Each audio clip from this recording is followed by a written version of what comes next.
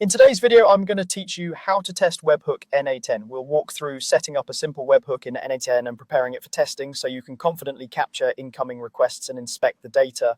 A webhook is just an HTTP endpoint that waits for other services to send it information, and n8n makes this easy with a dedicated webhook node.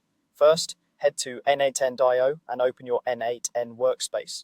Once you're in, you'll be taken to the workflow editor, the canvas, where you build automations by connecting nodes. Think of this as your control room for how data flows through your automation. On the canvas, click the plus icon to add a new node. This opens the node selector, which lists everything you can add to your workflow, from triggers to integrations. In the search bar, type webhook, then select the webhook node.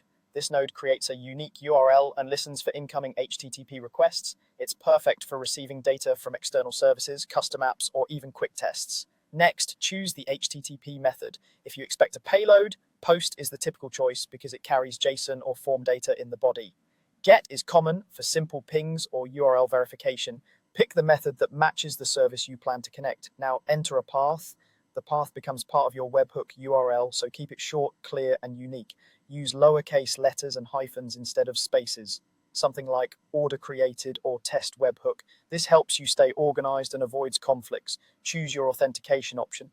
For a quick private test, you might leave it open, but for anything beyond a small experiment, add authentication such as a header token or basic auth. This prevents unwanted requests and keeps your endpoint protected. Select how the webhook should respond. You can respond immediately with a simple status code or wait until the workflow runs and then return a result.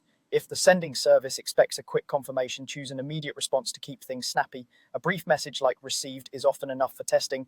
Finally, click test trigger. n8n will put the webhook node into listening mode and display a URL that's ready to receive a request. You'll see an indicator showing it's waiting for an incoming call. Keep the editor open while testing. As soon as a request reaches your webhook, the incoming data appears in the node's output, letting you review headers, query parameters, and the request body. That's your cue that the webhook is set up correctly and ready for use in your automation.